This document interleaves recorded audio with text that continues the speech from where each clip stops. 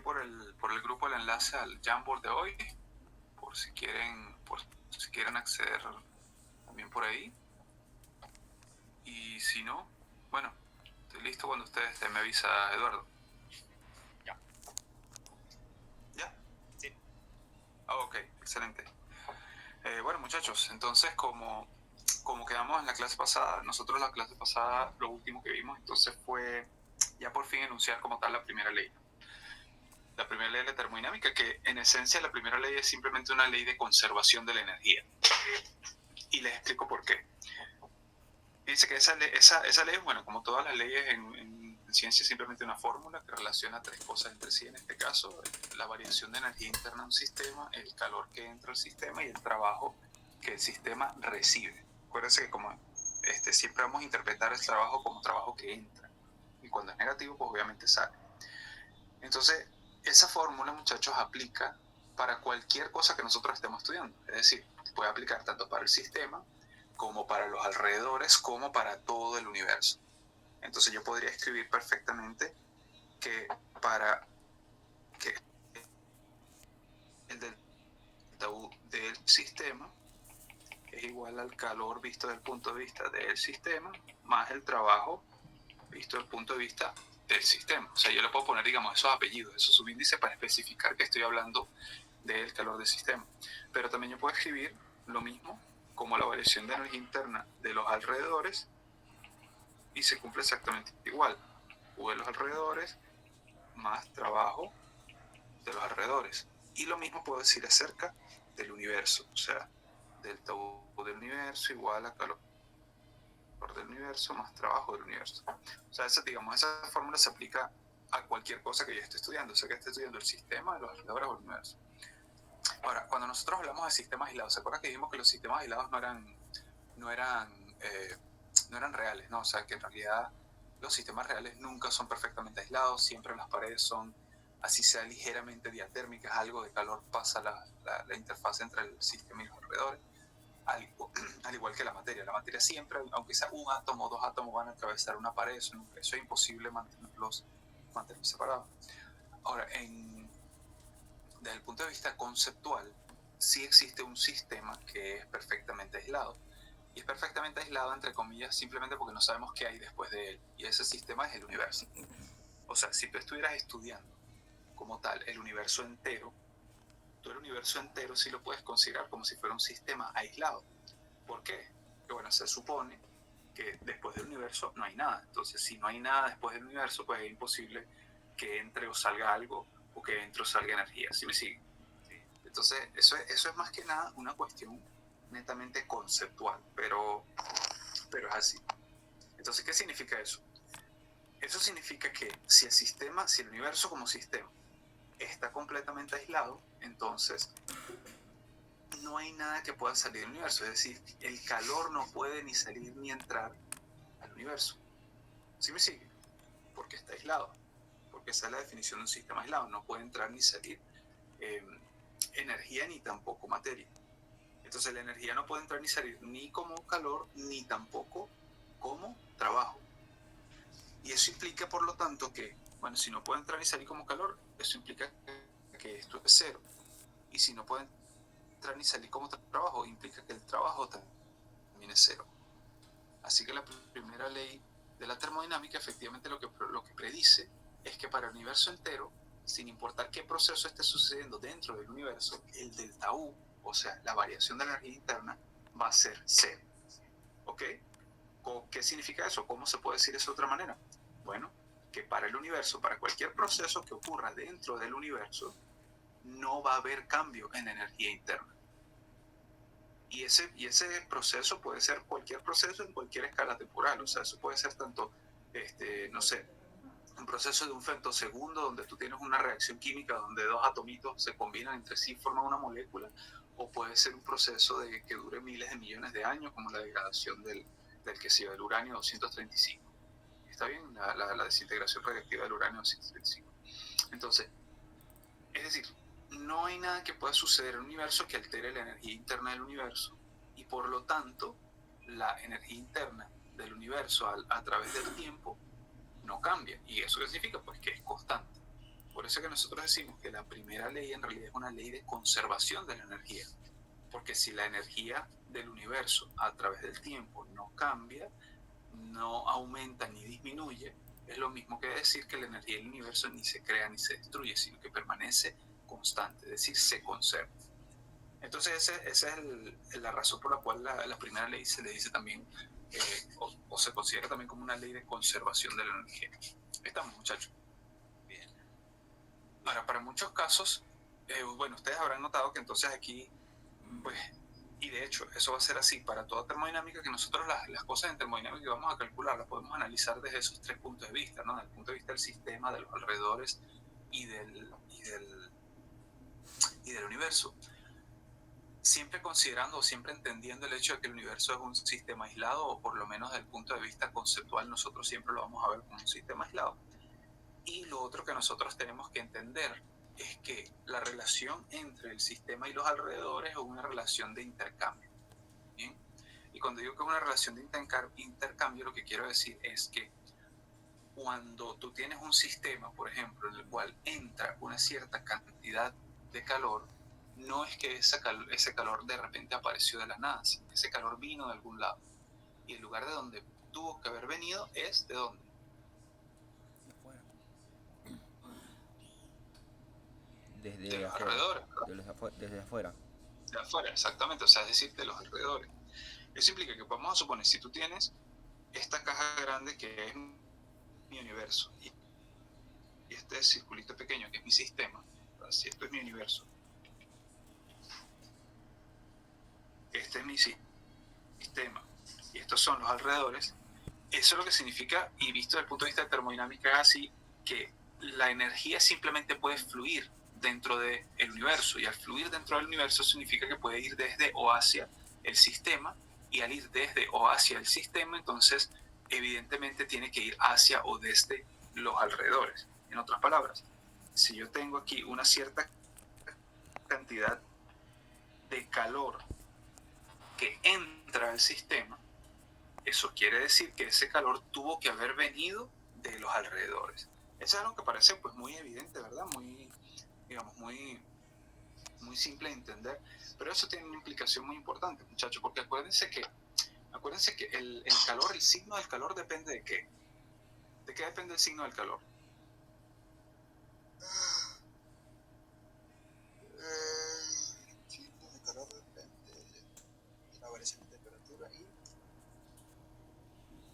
Ok, pero más allá de la variación de la temperatura, o sea, ¿cuándo decimos nosotros que el calor es positivo o que decimos que es negativo? si entra o sale. Si entra o sale, ¿verdad? Entonces el signo de calor depende de si el calor está entrando o está saliendo. Ahora vamos a pararnos vamos a ver esta cantidad de calor. Fíjense, en ese dibujito que les hice hay una cierta cantidad de calor que está entrando al sistema. Eso significa que para el sistema, vamos a decir, el calor del sistema será positivo o negativo. Sería positivo, ¿no? Sería positivo. Positivo, exactamente. Es positivo porque está entrando al sistema y dijimos que el calor que entra es el positivo. Entonces, para ese caso, hay una cierta cantidad de calor que vale Q y que sabemos que tiene que ser positivo porque está entrando al sistema. Ahora vamos a ver cómo es el calor de los alrededores. Ahora, si yo me paro en los alrededores, entonces, ¿cómo será el calor? ¿Será positivo o negativo? Perdón, repítala. Si yo ahora me paro en los Sería alrededores, negativo porque está perdiendo calor, estaría perdiendo energía. Exactamente, fíjate que si tú te paras en los alrededores y ahora mi, entre comillas, sistema no es la pelotica del medio, sino lo que está afuera, que es los alrededores, y si yo me paro desde allá y yo miro qué está pasando con el calor, lo que yo veo desde los alrededores es que el calor está saliendo de los alrededores hacia el sistema. ¿Sí me explico? Entonces, en ese caso, el calor es completamente contrario a el calor que se ve desde el punto de vista del sistema, y es una cuestión simplemente de lógica. Eso es como que yo les diga, mire, ustedes están haciendo una transferencia bancaria bueno, vamos a decir, Fernando Moncada le está haciendo un pago a Clara Duque y le va a hacer una transferencia bancaria. Entonces, Fernando tiene en su cuenta del banco, tiene una cierta cantidad de dinero, Clara tiene una cierta cantidad de dinero, y va a haber una transferencia entre Fernando y Clara. Entonces, Fernando le transfiere no sé, 2.000 bolívares a Clara. ¿Bien? Entonces, visto desde el punto de vista de Fernando, él ve esa transferencia como una transferencia donde el calor o donde el dinero está saliendo. Entonces, la cantidad de dinero que está saliendo vendría a ser negativa porque está restándole a la cantidad de plata que tenía almacenada. Pero si yo me paro desde el punto de vista de la cuenta de Clara, si yo miro la cuenta de Clara, lo que está sucediendo es justamente lo opuesto. Clara ve que hay 2.000 bolívares que están entrando. Entonces esos 2.000 bolívares se suman al balance que ella tiene en su cuenta. ¿Sí me explico? Entonces, sin embargo, la cantidad de dinero en ambos casos es la misma. ¿Sí? O sea, la transferencia fue una transferencia de 2.000 bolívares. Entonces eso mismo pasa con el calor. Si en los alrededores le transfieren 4.000 calorías de calor al sistema, entonces visto desde el punto del sistema, visto desde el punto de vista del sistema, el sistema lo que ve es 4.000 calorías que están entrando. Entonces eso es un calor positivo que vale más 4.000 calorías, más porque está entrando y 4.000 que es la magnitud. Pero si yo me paro en los alrededores lo que ves son 4.000 calorías que se están yendo. Entonces para los alrededores el calor va a ser menos porque está saliendo las mismas 4.000 calorías. ¿Sí me entienden? Entonces cuando el calor del sistema es positivo, el calor de los alrededores obligatoriamente es negativo. Y viceversa. Si en vez del calor entrar, el calor sale al sistema, pues sucede justamente lo contrario. En ese caso el calor del sistema es negativo y el calor de los alrededores es positivo, porque los alrededores sienten un calor que está llegando desde el sistema, está entrando entre comillas a los alrededores. A ver, Moisés dice, buenos días, de la conversación. Fernando Moncada, yo quisiera tener tantas plantas, dice por dos. Ok. Clara comparte esa energía, escuchar muchachos, seriedad. Ok, entonces sí me van siguiendo, ¿verdad? Sí, estamos entendiendo el ejemplo, profe. Fíjense que la relación con transferencias de dinero es una manera muy sencilla y muy intuitiva de entender esta parte de termodinámica, especialmente de la primera ley. Bien, la energía interna vendría a ser algo así como la cantidad de dinero que tú tienes almacenado en tu cuenta. Bien, y una transferencia bancaria es un tipo de transferencia de energía. Entonces nosotros podríamos decir que, mira, por ejemplo, una transferencia bancaria puede ser el calor, o el calor lo puede representar una transferencia bancaria. Fíjate que tú no dices, mira, yo tengo en mi cuenta una transferencia de 200 bolívares. Bueno, o sea, cuando tú tienes la transferencia, tú ya recibiste la plata, ahora tú tienes esa plata en tus ahorros, ¿no? O sea, en tu cuenta de ahorro. Pero las transferencias no son algo que se tiene, son algo que se hace, ¿sí? Fíjate, una transferencia bancaria es un evento que ocurre o que tú haces, ¿verdad? Y que implica un cambio. Pero la transferencia bancaria en sí no es algo que tú tienes. ¿Sí me sigue, muchacho? Sí. Sí. Entonces, tú puedes decir, mira, tú puedes hacer la analogía y decir, bueno, mira, una transferencia es un tipo de intercambio de dinero, entre comillas, de energía, por lo tanto yo podría decir que el calor, en ese ejemplo, podría representarlo una transferencia, pero existen otras maneras como tú puedes digamos, introducir o sacar dinero de tu cuenta aparte de las transferencias. Por ejemplo, un gasto con la tarjeta de débito. ¿Sí? Un gasto con una tarjeta de débito no es igual a una transferencia, es otro tipo de transacción financiera. Sin embargo, es un tipo de transacción financiera que hace básicamente lo mismo. Toma una cantidad de energía, entre comillas, de fondos de tu cuenta y los pasa a los alrededores, en este caso que vendría a ser el que vendía el café en la mañana, ¿sí? ¿Sí me entiendes? Sería como un proceso de trabajo donde hay un cambio, donde disminuyes tu energía para que los alrededores consigan, ¿no?, más energía. Exactamente, Fernando. Entonces, lo que yo quiero que ustedes se lleven de esto es, primero que nada, la idea de que el calor y el trabajo son cosas que están asociadas eminentemente a un cambio, a un proceso, ¿bien? Mientras que la energía interna es algo que está asociado al estado del sistema en un momento dado, ¿bien? O sea, les explico esto con la analogía de la cuenta bancaria. En tu cuenta bancaria tú tienes un balance. Ese balance es el balance de tu cuenta bancaria. Tú te puedes meter a tu cuenta ahorita, te metes a la cuenta del banco y revisas cuánta plata tienes en la cuenta. Y tú dices, mira, hoy, como es viernes 10 de noviembre a las 7:30 AM, yo tengo 250 bolívares en mi cuenta. Esa cantidad de dinero que tú tienes es el estado, bueno, y de hecho por eso se llama estado de cuenta, ¿no? Le dice también cuando tú revisas eso. Esa es la cantidad de dinero que tú tienes en ese momento, en este estado, ¿sí? Siempre que no ocurra ningún proceso de cambio, esta va a ser la cantidad de plata que tú vas a tener en tu cuenta. Ese va a ser tu estado. Una transferencia es un proceso de cambio en el cual tú cambias el estado de tu cuenta. ¿Sí me entiendes? Es como Entonces, cuando la gente se reúne alrededor de una fogata para, entre comillas, tener calor. Tienes la fogata muy, o sea, ahí haciendo combustión y la gente se pone cerca y alrededor para, pues, el calor por el proceso de combustión que está generando la fogata va generando bastante calor, entonces la gente se acerca para, pues, querer agarrar un poquito ese calor si tiene mucho frío. ok, fíjate que sí, lo puedes ver también en ese punto de vista, pero lo importante en ese caso, Fernando, es que cuando tú tienes una combustión andando en esa fogata, ahí está ocurriendo un proceso de cambio, ¿verdad? Y Ujú. ese proceso de cambio es un cambio en el cual está ocurriendo una reacción química, las moléculas de la madera se están quemando en el aire y están produciendo, gracias a ese cambio químico que está ocurriendo, está ocurriendo una liberación de calor que luego las personas alrededor lo absorben. Entonces fíjate que hay un proceso de cambio.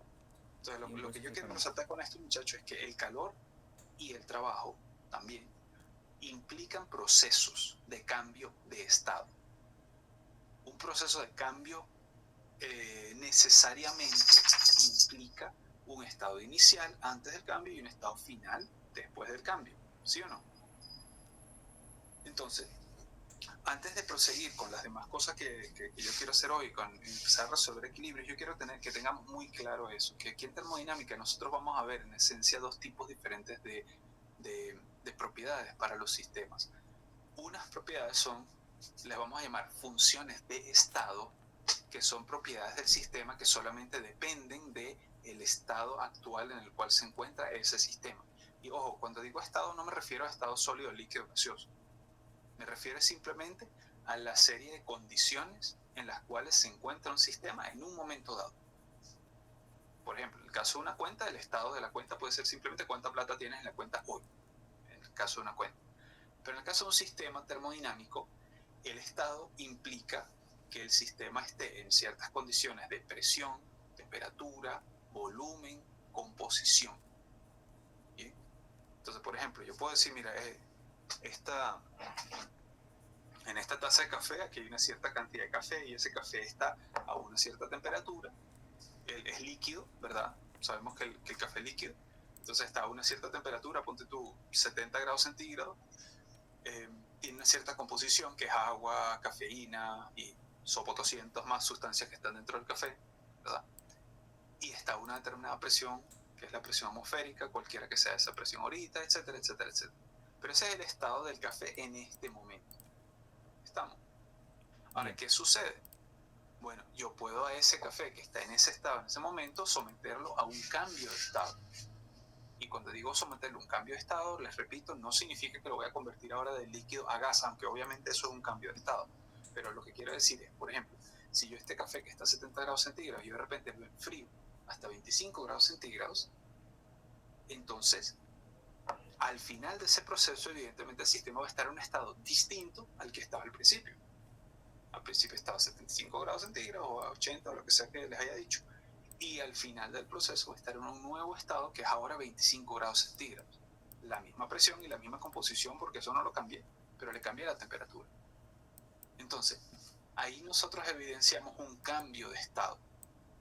Y ese cambio de estado, que obviamente implica un proceso de cambio, tiene asociado unas ciertas cantidades de funciones y de propiedades, entre las cuales podemos mencionar el calor y el trabajo. ¿Ok? Entonces, ¿cuál es el takeaway, como quien dice? Los sistemas se caracterizan por una serie de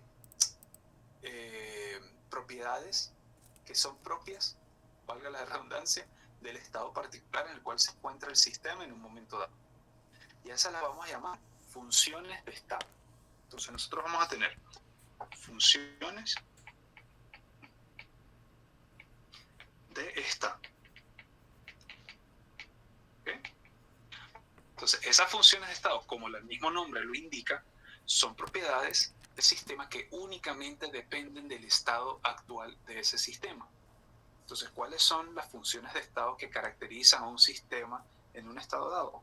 Bueno, son muchas, pero algunas de ellas son presión, temperatura, volumen,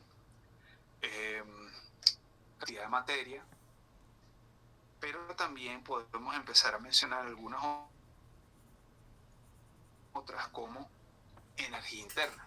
Fíjense que con el ejemplo que les di, que les estaba dando de la cuenta bancaria, el balance era un ejemplo de, o sea, la cantidad de dinero que tienes ahorrado, tus ahorros. Eso es una medida de la cantidad de plata que hay en esa cuenta en un momento dado. Y tú puedes meterte a tu cuenta, ver la cantidad de plata que tienes ahorita y decir, mira, en mi cuenta ahorita, en este momento, hay 250 bolívares. Ese es el estado de mi cuenta ahorita. Entonces, la cantidad de plata que tienes ahorrada es una función de estado de esa cuenta. Fíjense que cuando yo digo, mira, yo tengo 250 bolívares en mi cuenta, es completamente irrelevante cómo llegaron esos 250 bolívares allí. ¿Ves? No importa si, mira, si fue que mi papá me depositó la mesada de 500, después yo salí a rumbear, me gasté 200 aquí, y después yo me comí una empanada y me gasté 50 allá, y ahora tengo 250. Eso podría ser. O también podría ser que yo me partí el lomo trabajando la semana, me pagaron 1000 bolívares y de repente esos 1000 bolívares gasté 750 no sé en qué, en un libro y me quedaron 250. O simplemente estaba caminando por la calle y me encontré 250 bolívares y ahora tengo 250 y los deposité y ahora tengo 250. Fíjate que en todos esos casos, para la cuenta y para el banco, no le importa de dónde vino la plata, lo importante es que en ese momento hay 250 bolívares en tu cuenta. Entonces eso es una característica importante. Ya, muchachos, que tengo que poner a cargar aquí un segundito. Que se me descarga la tabla. Listo. Ok. Entonces eso es un punto de vista, eso es un punto muy importante sobre las funciones de estado, que ellas solo dependen del estado del sistema, no dependen de cómo llegamos a ese estado. ¿Sí me sigue? Les pongo otro ejemplo. Una función de estado también puede ser la posición del sistema en la Tierra. ¿Sí? Y eso es y de hecho la posición puede afectar las propiedades del sistema, porque dependiendo de dónde estoy sobre el planeta Tierra, dependiendo de mi altitud, por ejemplo, entonces va a haber distintas presiones, distintas temperaturas, distinta radiación solar, la atmósfera va a filtrar diferente, bueno, X cantidad de cosas, ¿no? Entonces la posición del sistema, dónde está el sistema, y además pues al tener distintas altitudes también puede tener distinta energía potencial, o sea, eso también puede afectar.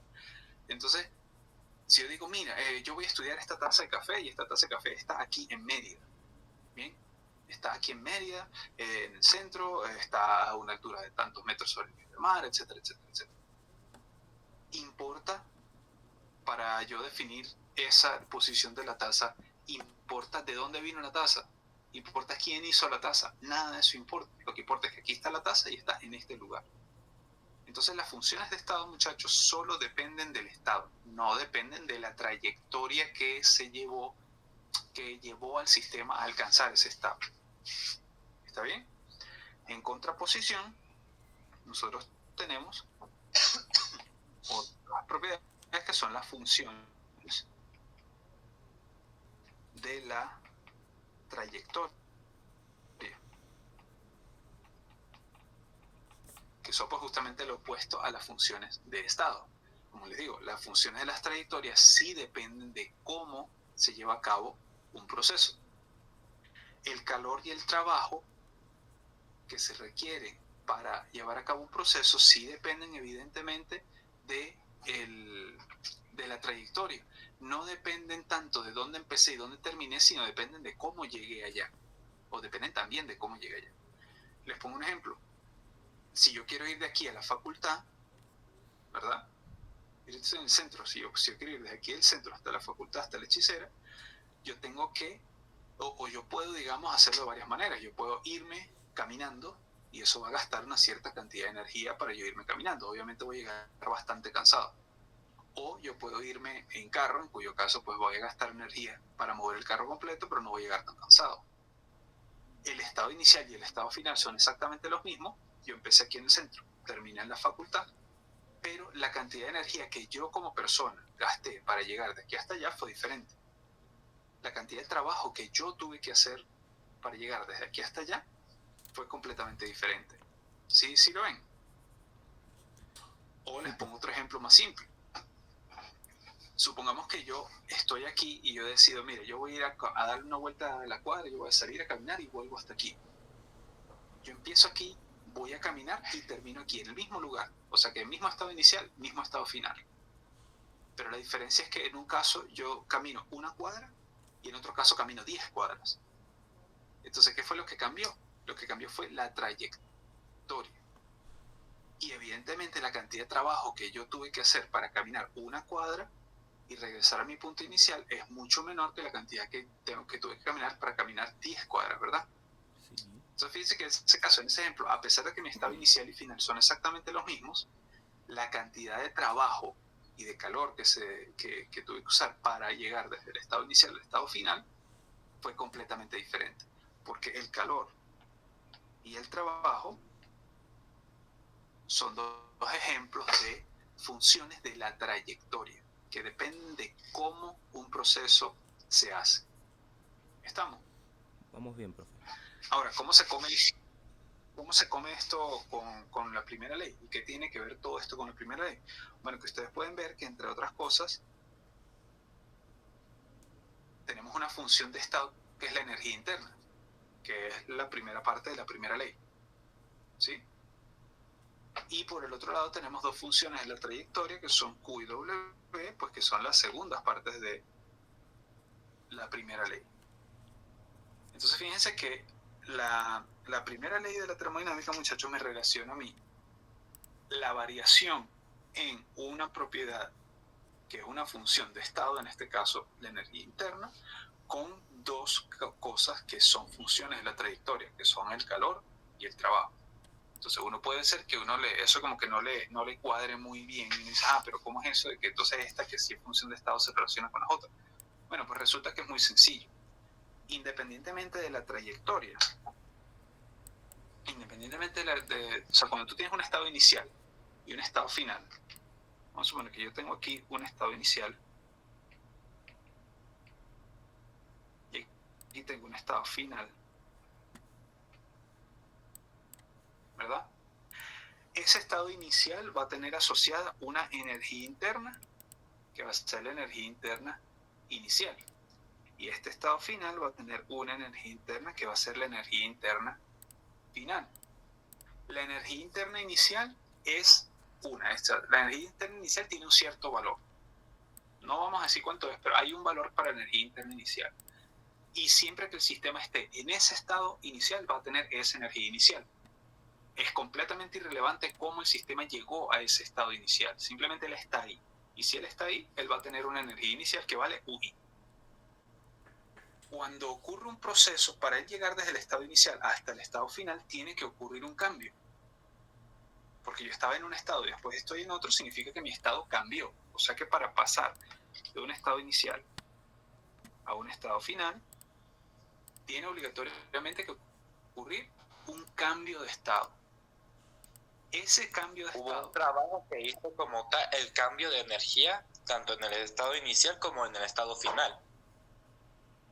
Exactamente, fíjate que para que ocurra ese cambio, tiene que ocurrir o puede haber ocurrido, porque no necesariamente tiene que ser así, pero puede haber ocurrido algún proceso en el cual se intercambió calor con los alrededores, o se intercambió trabajo con los alrededores, o se intercambió ambos. Pero el hecho es que este proceso que yo acabo de dibujar por esa rayita, por esa flechita curva, ¿verdad? Esto que está aquí es un proceso. ¿Y por qué es un proceso? Porque es algo que implica un cambio de estado. Entonces tiene que haber un proceso, algo está ocurriendo. Si el sistema yo lo dejo quieto en un estado, entonces él siempre va a permanecer en ese estado. Pero si el estado cambia, eso obligatoriamente implica que ahí sucedió algo. Les pongo un ejemplo. Usted agarra un vaso de leche y lo ponen encima de la mesa de su casa. Y usted dice, ah, bueno, chévere, hay un vaso de leche. Pin. Ahora, yo me voy un mes y vuelvo, ¿qué es lo que voy a ver ahí? ¿Voy a ver el mismo vaso de leche? No. No. ¿Qué voy a ver? Va a haber probablemente que esté vacío o descompuesto, ya no va a tener nada prácticamente. Pues sí, va a estar al principio seco, seguramente todo lleno de moho, de cualquier cantidad de porquería, ¿verdad? Va a estar dañado, pero el punto es que Ya va no a ser está- exactamente, no va a estar igual que como estaba antes. O sea, y al yo ver eso, al yo darme cuenta, mira, aquí, o sea, yo miro el vaso de leche antes, miro el vaso de leche después, yo digo, mira, aquí pasó algo. Y ese algo que pasó fue un proceso de cambio, porque de hecho cambió, la leche cambió. Antes estaba blanca y de lo más homogénea y ahora está, que es un desastre. ¿Sí? Entonces ahí ocurrió un cambio. Entonces eso es evidencia, el hecho de que tú tengas un estado inicial y un estado final diferentes, eso es evidencia de que ocurrió un cambio. Ahora, por otro lado, el hecho de que tú mires un sistema ahorita y lo mires después y el sistema esté en el mismo estado, no necesariamente implica que no hubo un cambio. ¿Por qué? Porque pudo haber habido una serie de cambios que llevaron mis sistemas de un estado inicial hasta una serie de estados finales hasta regresar de nuevo al estado inicial. Es decir, si yo un sistema lo someto a una serie de procesos de cambio que me llevan desde el estado inicial hasta una serie de estados finales intermedios y después de regreso al estado inicial, globalmente mi estado inicial y final son los mismos. Pero el proceso, pero no hubo necesariamente, pero no necesariamente el hecho de que tú empieces y termines en el mismo sitio implica que no hubo ningún proceso de cambio. Ahora, como estamos hablando, este proceso que yo dibujé ahí en esa rayita curva, al ser un proceso de cambio, este proceso implica una cierta cantidad de calor, implica una cierta cantidad de trabajo. Vamos a llamarlo calor 1 y trabajo 1. ¿Bien? Cuando yo sumo ese calor 1 y ese trabajo 1, lo que yo obtengo es delta U, porque delta U es Q más W, ¿sí o no? Sí.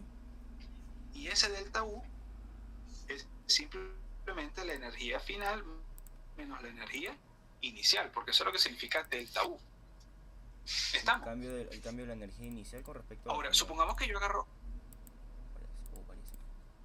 exactamente. Entonces, supongamos que ahora yo digo, mire, yo voy a inventar otro proceso entre el mismo estado inicial y final.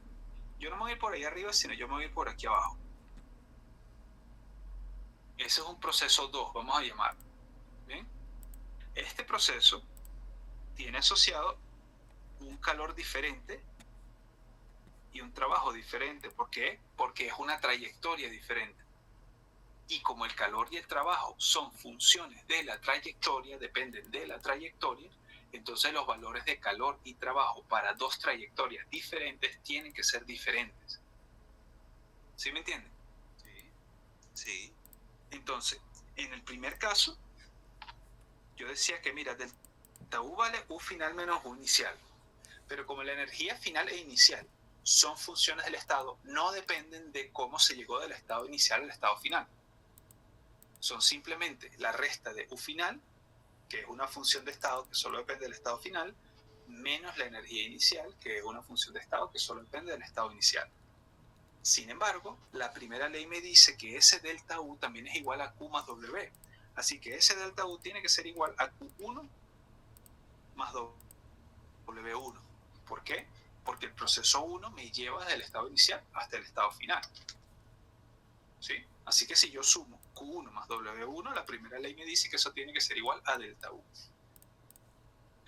Pero fíjense que en el segundo caso también voy desde el mismo estado inicial hasta el mismo estado final. Así que yo puedo decir que esto también es igual. Uy, está rayando raro.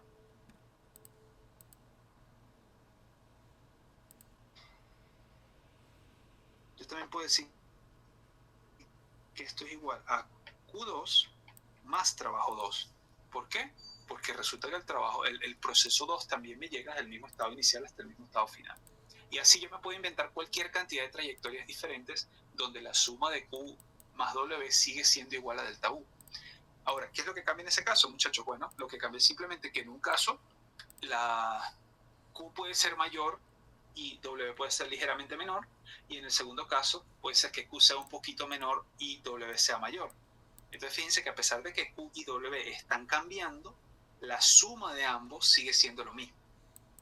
Entonces les pongo un ejemplo, el ejemplo nuevamente de las cuentas. Supón tú que tú tienes una cuenta con 100 bolívares y luego ese es tu estado inicial, y luego de un proceso tú obtienes en tu cuenta 1000 bolívares. O sea, multiplicaste por 10 tus ahorros. Entonces, esa es la diferencia entre mi estado inicial y mi estado final. Pues va a ser 1000 menos 100, es decir, 900. Ese es mi delta U, ¿verdad? Ahora, ese delta U o ese cambio en la cantidad de dinero que tú tienes ahorrado en la cuenta, ese delta U puede haberse producido de cualquier cantidad de maneras diferentes, porque hay muchísimas formas como el calor, como el dinero puede entrar o salir de una cuenta. Entonces, una manera puede ser, mira, yo recibí una transferencia de 900 bolívares, punto. Entonces, si para nosotros Q eran las transferencias, si la manera de intercambio en forma de calor, entre comillas, para nuestro ejemplo de la cuenta, nuestro Q eran transferencias, pues en ese caso Q es 900 y W, que me representa otro tipo o otra manera de meter o sacar plata de mi cuenta, ese tendría que valer 0. ¿Sí me sigue? Sí. Ahora supongamos que yo tengo, supongamos que, ¿cuál podría ser? A ver, denme ustedes otros ejemplos de maneras como yo puedo ir desde el estado inicial de 100 hasta el estado final de 1000, que no sea simplemente haber recibido una transferencia de 900. Pues, Pues haber recibido varias transferencias de diferentes montos. Ok, perfecto. Puedo haber recibido varias transferencias de diferentes montos, que sería algo equivalente a que tú tengas un estado inicial y tú hagas varios procesos hasta estados finales intermedios hasta llegar a 900.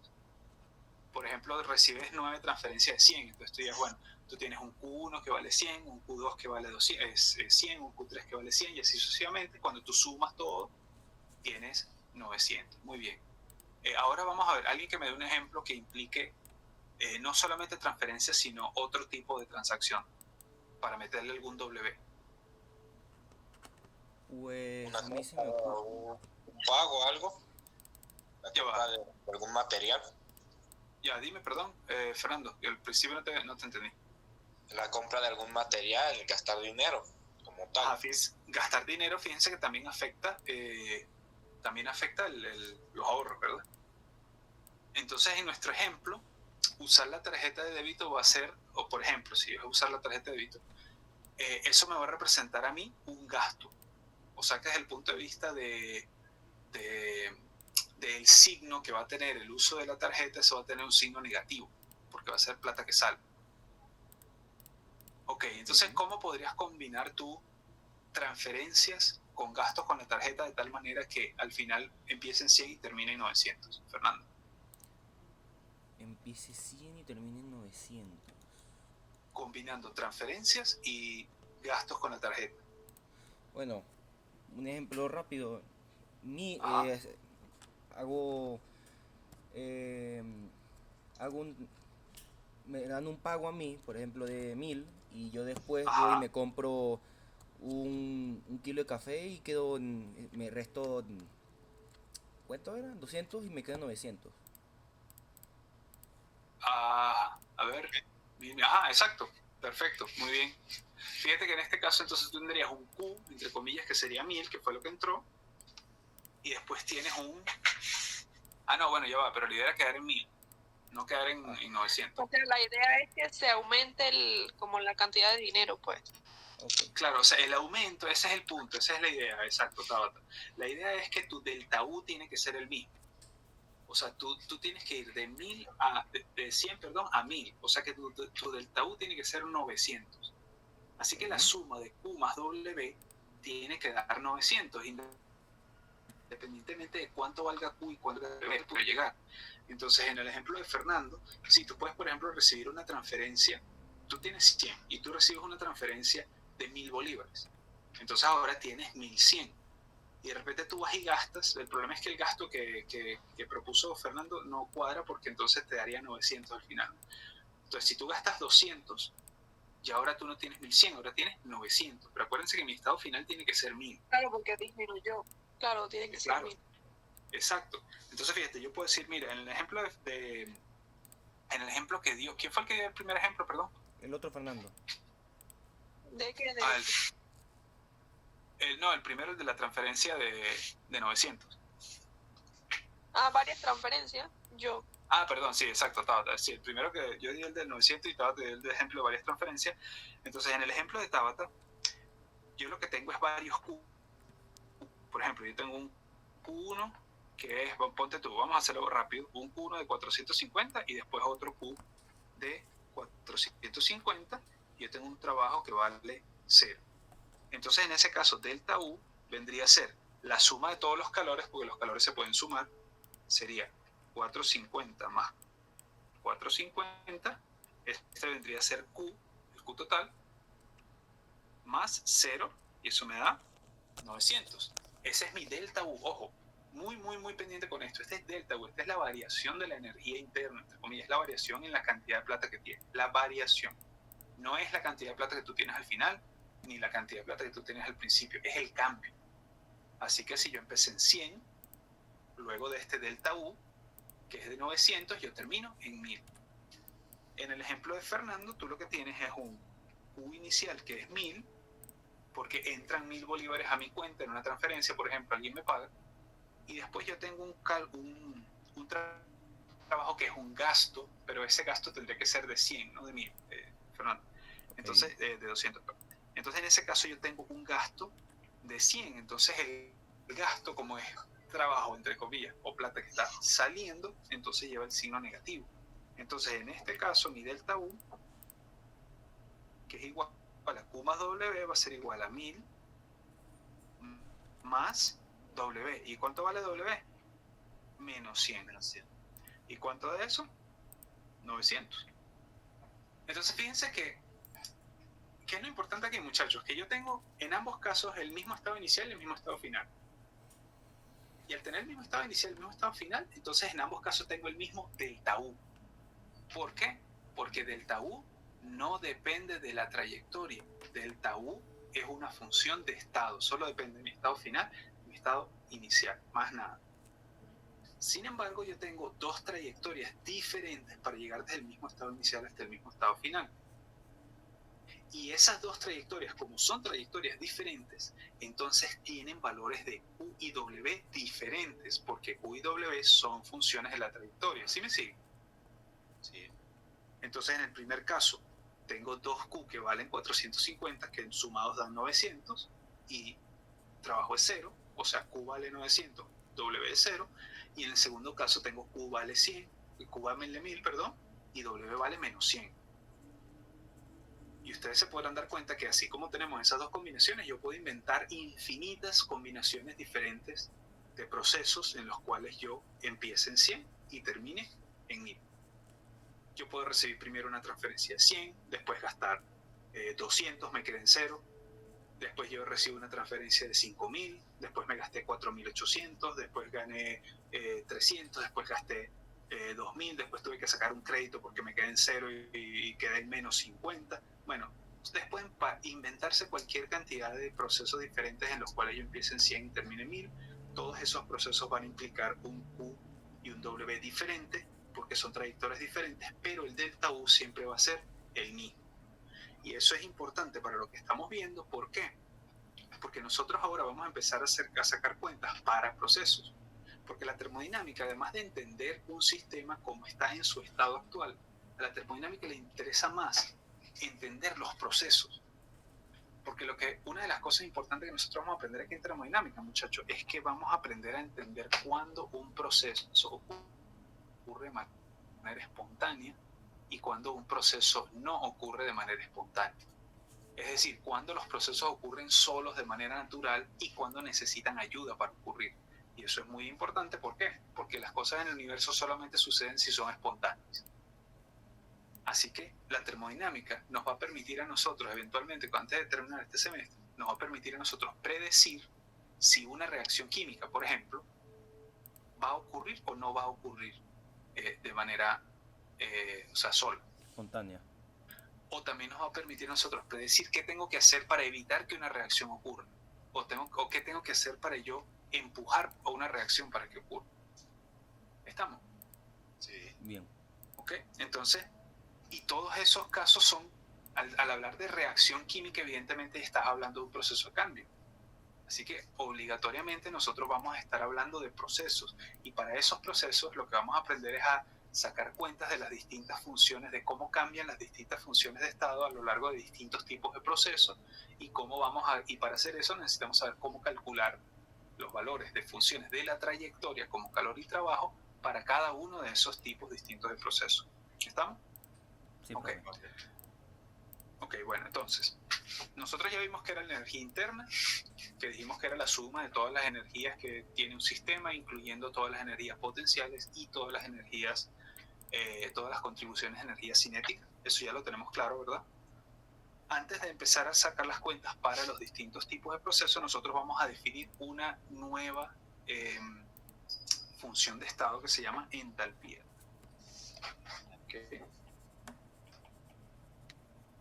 La entalpía, que se representa con la letra H, es una función de estado que se define matemáticamente como la suma entre la energía interna U más el producto de la presión por el volumen de un sistema. Esta es la definición matemática de entalpía. Ahora, yo sé que eso puede sonar un poquito así como abstracto. Uno dice, ajá, sí, ¿y eso como para qué? ¿Eso cómo se come?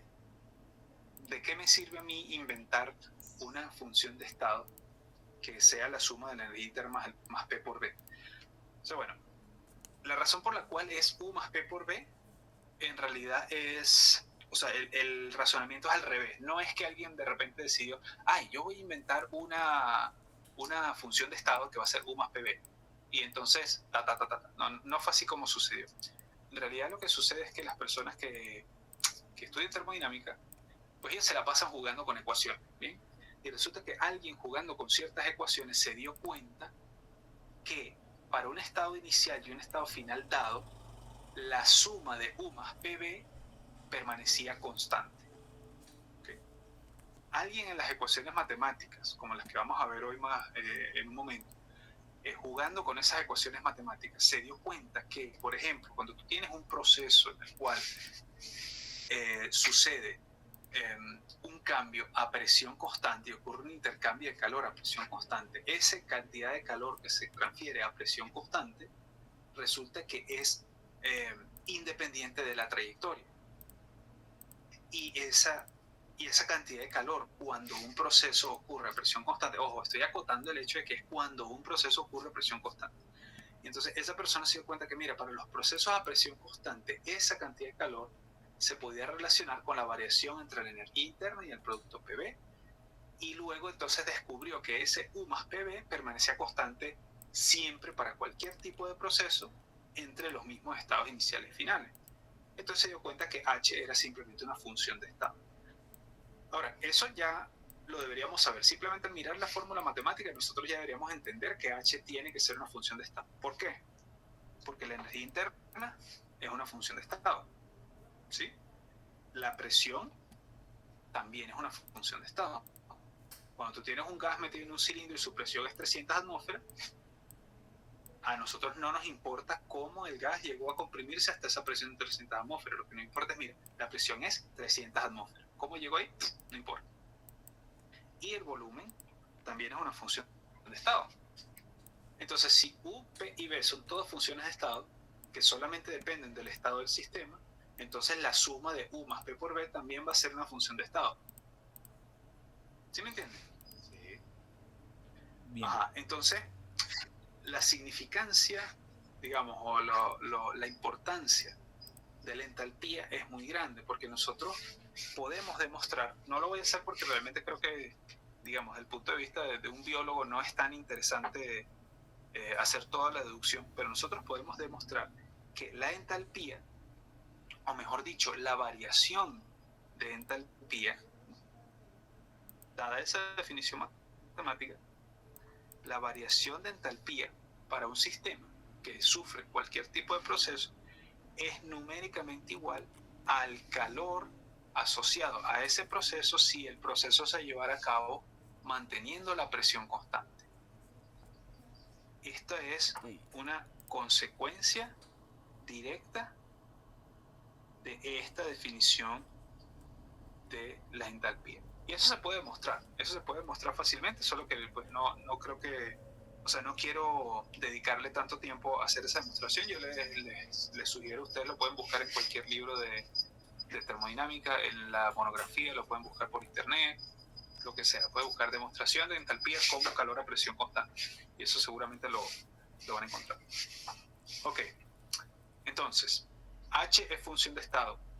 H solo depende de cuánto vale mi estado inicial y de cuánto vale el estado, de cuáles son las condiciones de un sistema en un estado determinado.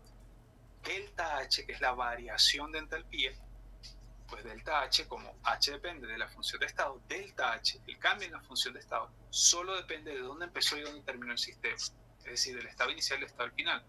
Más nada, no depende de la trayectoria. ¿Ok? Entonces, bueno, vamos a ver cómo se come esto. Bueno, vamos a empezar entonces a hacer cuentas para distintos tipos de procesos. Vamos a ver. Fíjense que como yo les dije, Q y W son funciones de la trayectoria, ¿verdad? Sí. Así que calcular calor y calcular trabajo va a depender del tipo de proceso que se está llevando a cabo. Bueno, nosotros vamos a ver, ¿se acuerdan que nosotros hablamos de los gases, ¿verdad? Y de que íbamos a trabajar con gases y un gas en un pistoncito que se está expandiendo y comprimiendo y qué sé yo. Entonces nosotros vamos a ver cómo calcular Q, W y delta U y ahora delta H para los distintos tipos de procesos que pueden suceder o que a los cuales se puede someter. Por ejemplo, un gas metido en un pistón. ¿Está bien? Entonces, en todos nuestros sistemas, muchachos, les adelanto, vamos a trabajar con sistemas cerrados. ¿Qué es un sistema cerrado? Que su frontera con el exterior está, ¿cómo se llama? El término adiabático. No, porque adiabático es para los sistemas aislados. Los sistemas cerrados es aquellos que no dejan entrar materia, pero sí dejan entrar energía. ¿Cierto? Exactamente. Entonces, un sistema cerrado, como por ejemplo un pistón, o vamos a decir, tú tienes una jeringa llena de aire y tú le pones el émbolo y le tapas el huequito. Entonces ahí tú tienes un sistema cerrado, porque no puede entrar ni salir gas, pero sí puede entrar y salir energía. Y puede entrar y salir energía en forma de calor, si yo lo caliento, por ejemplo, agarrándolo con la mano, o en forma de trabajo, si yo empujo o contraigo el émbolo. ¿Está bien? Okay. Entonces acuérdense, vamos a trabajar únicamente con sistemas cerrados, es decir, sistemas donde la cantidad de materia dentro del sistema es constante, no entra ni sale materia, pero sí puede entrar y salir energía en forma de calor o en forma de trabajo. ¿Okay? Entonces, vamos a empezar por ver los procesos más simples para los gases y vamos a trabajar exclusivamente con gases ideales. Esa es otra cosa que es importante tener en cuenta. Entonces vamos a empezar con los procesos isotérmicos. ¿Okay? ¿Qué es un proceso isotérmico? Un proceso isotérmico es un proceso en el cual la temperatura permanece constante. Eso es lo que significa proceso isotérmico. Iso de igual y térmico de temperatura, así que isotérmico significa procesos a igual temperatura. En otras palabras, procesos a temperatura constante. Entonces, vamos a suponer que yo tengo aquí un estado inicial y un estado final. Un proceso isotérmico implica un cambio entre un estado inicial y un estado final en el cual la temperatura final es igual a la temperatura inicial. Eso es en esencia lo que significa un proceso isotérmico. ¿Ok? Y lo que vamos a ver es cómo calcular para un proceso isotérmico, cómo calcular Q y cómo calcular W. ¿Estamos? Okay. Bien. Bueno. Entonces vamos a suponer, bueno, QW y delta U. Delta U también. Y delta H. O sea, eso es lo que nosotros vamos a aprender ahorita. Ok, entonces, bueno, ustedes se acuerdan que nosotros teníamos ya una idea de cómo podía calcular el calor para un determinado proceso, ¿no? Y nosotros también tenemos una fórmula que me permite a mí relacionar el trabajo con los cambios de volumen y con la presión externa de un pistón. ¿Se acuerda que eso lo vimos a la clase pasada o la clase anterior? No recuerdo. Sí, lo vimos Sí. en la clase del miércoles. Ok, ahora vamos a en la clase del miércoles, perfecto. Entonces ahora vamos a retomar un poquito eso para nosotros poder calcular, bueno, ¿saben qué? Ya va. No, antes de ver el proceso térmico, vamos a ver el proceso isocórico. Disculpen, muchachos. Denme un segundito que voy a borrar aquí. Okay. Vamos a ver primero los procesos a volumen constante. Hay una razón práctica para hacerlo así. Vamos a ver primero, los procesos isocóricos. Yo siempre me voy por los procesos isotérmicos primero, pero me interesa en este caso ver más los procesos isocóricos. Entonces vamos a empezar por los procesos isocóricos. Un proceso isocórico es un proceso en el cual el volumen no cambia. Es decir, que el volumen inicial es igual al volumen final. ¿Bien? Ahora, ¿por qué me interesa a mí empezar por el proceso isocórico? Ya vamos a ver. Fíjense, nosotros ya vimos, en el caso anterior, el miércoles, nosotros vimos que para un gas, vamos a tomar como nuestro sistema de estudio un gas que está metido en un pistón, ¿verdad? Y ese gas tiene un estado inicial que está cambiando hacia un estado final. Pero en este caso estoy llevando a cabo un proceso isocórico, es decir, un proceso en el cual el volumen final y el volumen inicial son exactamente igual, no cambia el volumen. Entonces, si yo tengo un sistema donde yo tengo un gas, el estado del gas ideal está completamente determinado por su presión, su temperatura, su volumen y su cantidad de materia. De hecho, de esas 4, solamente necesito especificar 3, porque la cuarta la puedo calcular con la ley de gases ideales, ¿sí o no? O sea, si yo tengo un gas en un pistón y tiene una presión de una atmósfera, un volumen de 200 mililitros y una temperatura de 25 grados centígrados, ya con esos 3 datos yo puedo calcular cuántos moles hay por la fórmula de los gases ideales.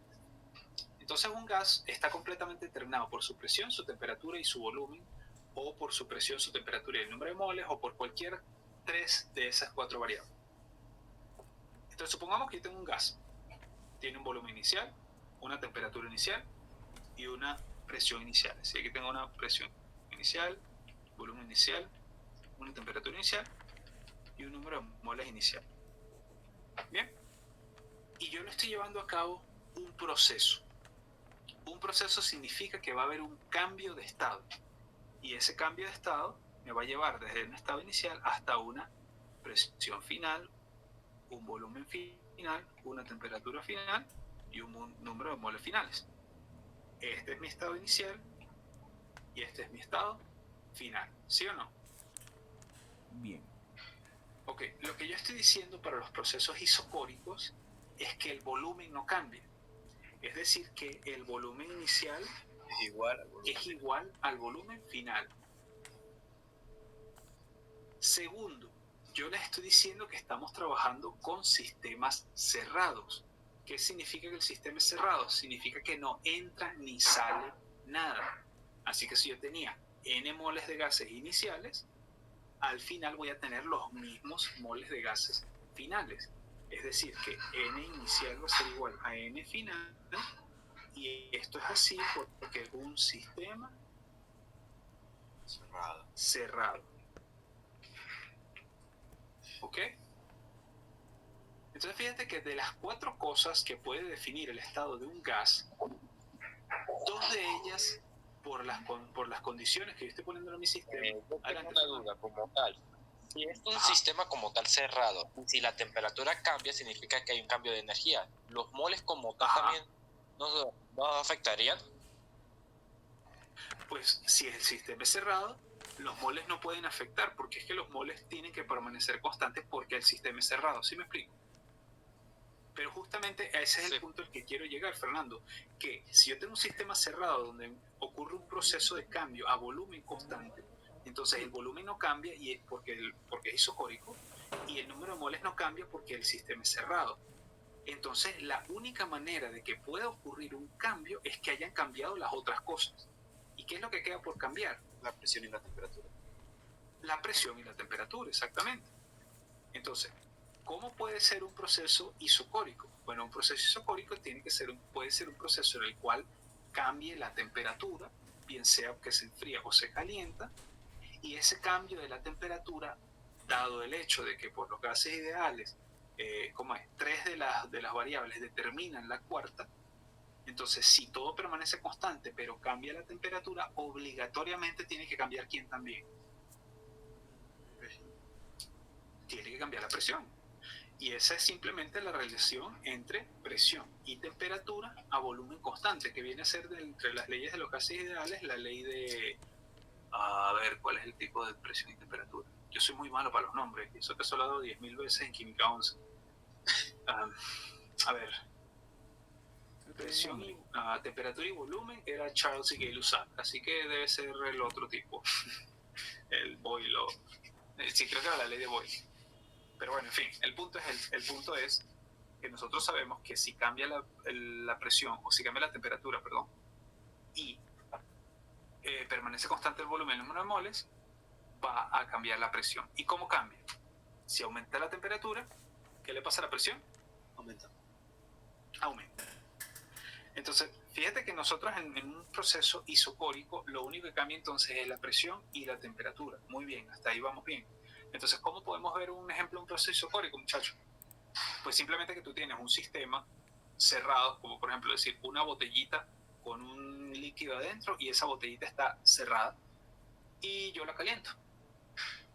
En una botellita, al ser rígida, el volumen no va a cambiar. Entonces, si yo, por ejemplo, lo meto en un baño María a 100 grados centígrados, esa botella se va a calentar, el sistema se va a calentar. Y fíjense que el sistema al calentarse va a absorber una cantidad de calor de los alrededores. Y su temperatura y su presión van a aumentar. ¿Estamos? Sí. Ok, sí.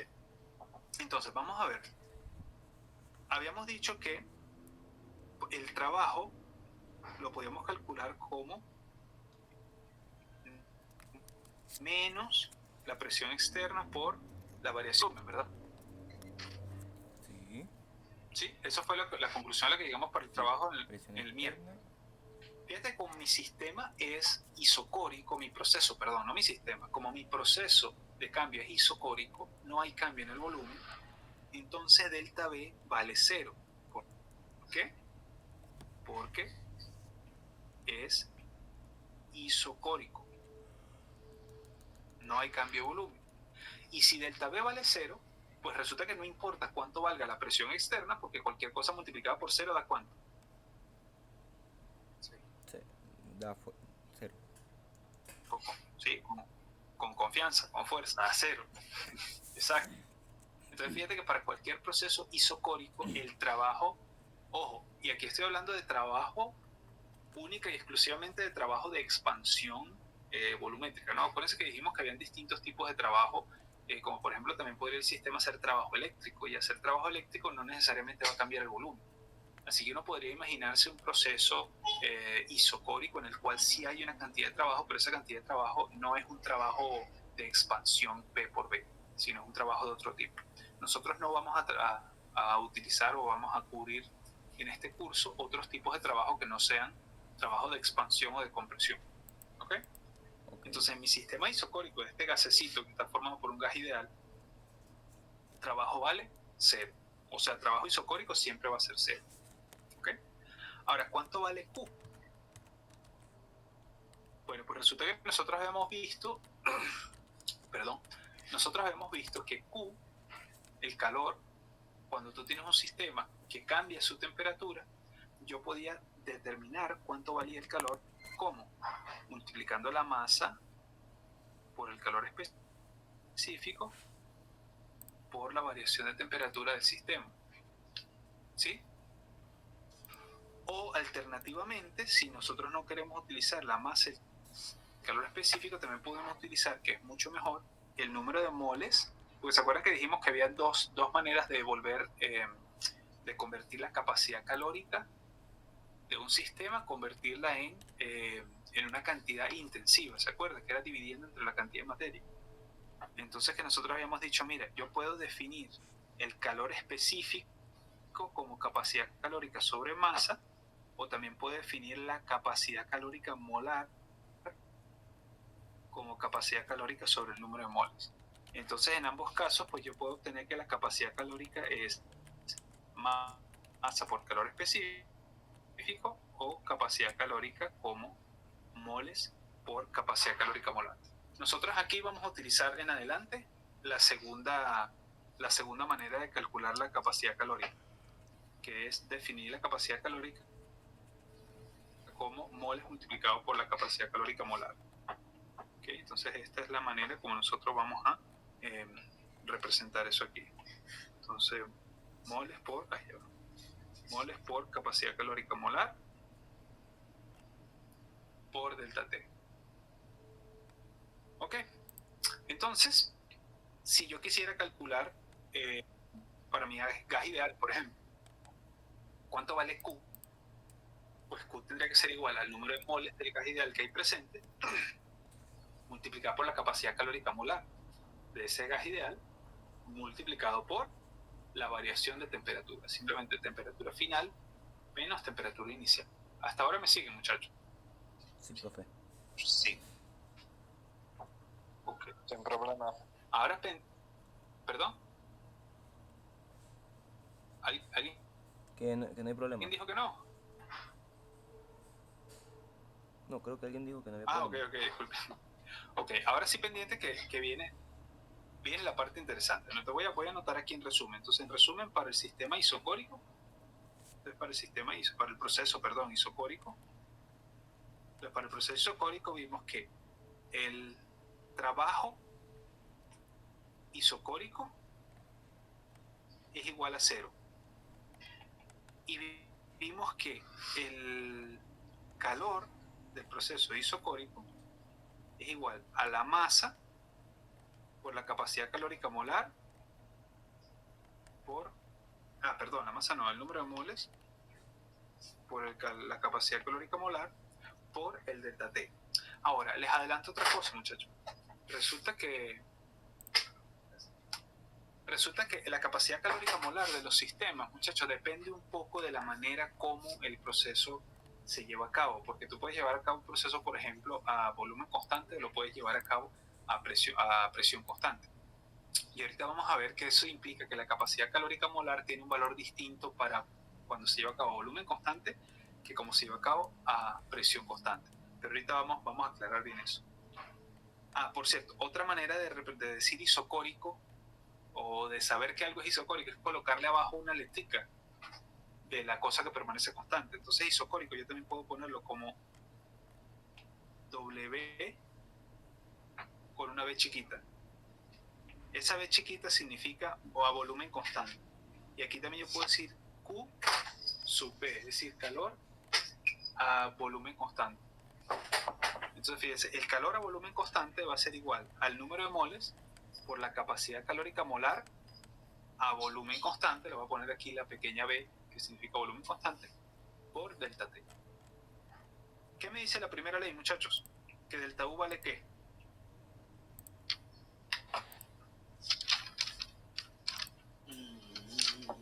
¿Delta U es igual a qué? Pues en este caso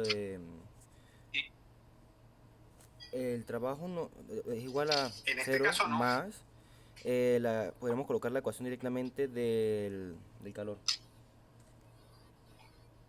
Haciendo una Ok, bueno, sí. sustitución. Quería ir un poquito más atrás, digamos. En general, la primera ley dice que delta U es Q más W. ¿Sí o no? Sí. Ajá, y acabamos de ver que en este caso, en el caso particular del proceso isocórico, que es a volumen constante, entonces yo puedo decir que el delta U va a ser igual en este caso a QB más WB. O sea, calor a volumen constante más trabajo a volumen constante. Este sabemos que es 0.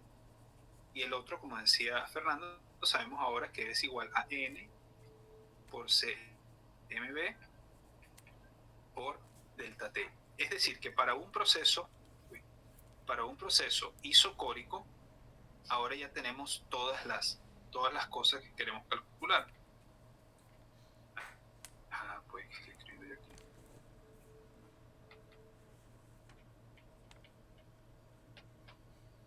fíjense, sabemos que trabajo es cero. Vamos a poner esos cuadritos de los colores. Sabemos que el trabajo vale cero, que el calor vale n por c b por delta t y que delta u vale lo mismo que el calor, es decir, n por c b por delta t. Entonces, esa es la manera como calculamos Q, W y delta E y delta U para un proceso isocórico, es decir, para un proceso a volumen constante. Ahora, aquí, muchachos, les vamos a ver un detalle muy importante. ¿Ustedes se acuerdan que dijimos que para los gases ideales, que para un gas ideal, nosotros podemos calcular cuánto valía U? ¿Se acuerdan de eso? Sí. Habíamos dicho que para los gases ideales, U, es decir, la energía Interno. Ajá, ya va, muchacho, que se me descargó el lapicero. Qué buena broma. Ya, deme eso 5 minuticos. Okay. Bueno, mientras eso carga ahí.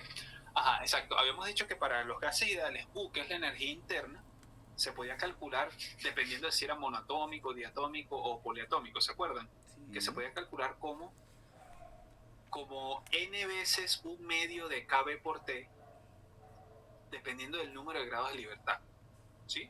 Sí. Entonces, por ejemplo, si tenemos un gas monoatómico, él solo tenía los 3 grados de libertad translacionales en X y Z, así que U valía 3 medios de RT para un mol de gas ideal. Para un gas diatómico valía 5 medios de RT, y para un gas que no fuera lineal, poliatómico, como por ejemplo el agua o cualquier otra molécula que no sea lineal, entonces valía 3 RT. ¿Ustedes se acuerdan de eso? Sí. Eso es U. U, no delta 1. Esa es U, la energía interna del sistema en un estado particular. No para la variación. Eso significa, ¿perdón? No para la variación. Exacto, eso no es para la variación, eso es para el estado del gas ideal. Y yo les dije, mira, el único sistema al cual nosotros le podemos calcular cuánto vale U en un estado determinado es para los gases ideales, que es muy fácil, es simplemente 3 medios de RT, 5 medios de RT o 3 RT, dependiendo de si es monotómico, diatómico o lineal, o no lineal. Básicamente es eso. ¿Ok? Vamos a ver, yo creo que con esto me debería aguantar. Entonces, esa es la manera de calcular U. Entonces, U yo lo puedo ver para un gas ideal, U en el estado inicial o en el estado final, en cualquier estado, va a ser simplemente N medios de RT, ¿verdad? Donde N es el número de grados de libertad. Sí. ¿Bien? Y dijimos que Cn podía ser 3 para los gases monoatómicos, 5 para los diatómicos o lineales y 6 para los no lineales. Para los poliatómicos no lineales. Eso es lo que dijimos que era ese número de grados de libertad. ¿Ok? Muy bien. Vamos ahora a hacer un pequeño ejercicio mental. Aquí yo digo, bueno, vamos a suponer que yo en ese gas, en ese pistoncito, yo tenía un gas ideal, que eso es lo que dijimos de un principio, ¿no? Es decir, que si yo tenía mi pistoncito aquí en mi estado inicial, ese pistón que está formado por un gas ideal tiene una cierta energía interna que es igual a que es mi energía interna inicial. Y esa energía interna inicial va a ser igual. Por ejemplo, vamos a suponer que tuviera un gas monoatómico. Vamos a suponer que tengo un gas monoatómico.